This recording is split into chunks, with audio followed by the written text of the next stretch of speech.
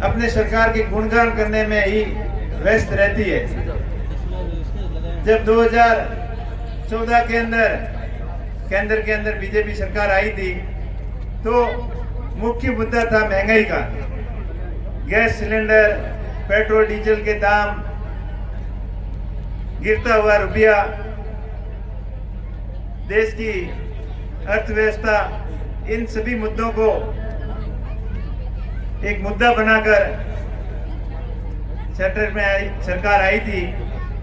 जो काला धन वापस लाने का वादा किया था, स्विस बैंकों के अंदर जो भारत के व्यापारियों का पैसा है, ब्लैक मनी, उनको लाने का वादा करके हर एक नागरिक को 15-15 लाख रुपए का जो सपना दिखाया था।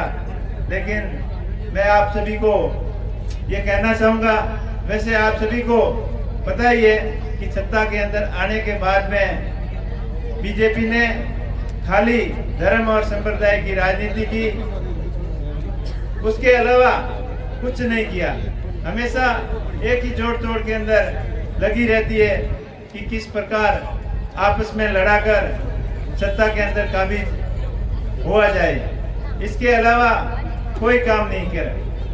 आज उस समय जब क्रूड ऑयल 150 के करीब था, तब पेट्रोल डीजल के भाव 45 रुपए और पेट्रोल 60 रुपए था, और आज 97 रुपए 100 के करीब है, 100 से भी कम है।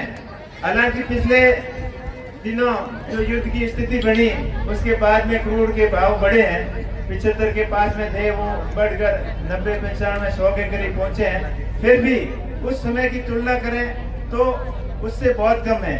लेकिन सरकार ने चुनाव के दबाव में पेट्रोल डीजल के भाव बढ़ाए नहीं। जैसे ही चुनाव खत्म हुए तो एकदम से 10-15% पेट्रोल और डीजल के भाव बढ़ा दिए, गैस महंगी कर दी। आज जो उजाला योजना के तहत माताओं बहनों को गैस के माध्यम से रसोई पकाने का जो सपना दिखाया, आज स्थिति ऐसी बन रही है कि गैस के दाम और अधिक बढ़ गए हैं, और दूसरी बात, गैस समय पर मिलती नहीं है। तो ये सारी सिचुएशन जो बीजेपी की सरकार की विदेश नीति हो, चाहे उसकी फेल्योरिटी है, और वो हमेशा आपको गुमराह करने का काम करती है। ये डबल इंजन वाली सरकार जो पहले विपक्ष में थी बीजेपी, तब ये हमेशा कांग्रेस को कोसती थी कि हमारी सरकार आएगी तब सभी पेपर माफियाओं को हम अंदर कर देंगे, हम ऐसे बड़े बड़े मगरमच्छों को पकड़ के अंदर डाल देंगे। लेकिन वो खाली बातें, हवा हवाई थी। बीजेपी आने के बाद में हर रोज हर भर्तियों के पेपर लीक हो रहे हैं, और नीट जैसी परीक्षा जो पूरे देश के अंदर लाखों बच्चों ने एग्जाम दिया और वो पेपर लीक हो गया।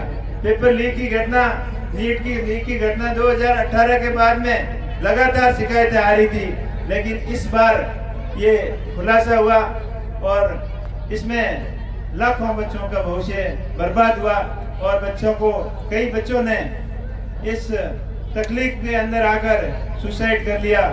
तो ये इन सभी सुसाइड की जिम्मेदारी, ये सुसाइड नहीं, ये सुनियोजित हत्या है। सरकार की फेल्योरिटी की वजह से ये हुआ है, और सरकार जिम्मेदारी नहीं ले रही है। शिक्षा मंत्री को इस्तीफा देना चाहिए।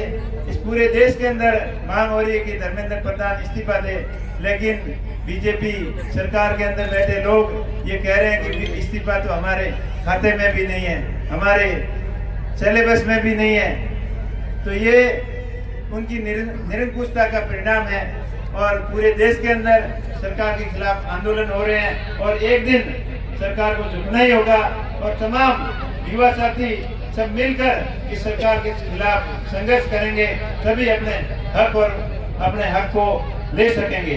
अपने हक के लिए निरंतर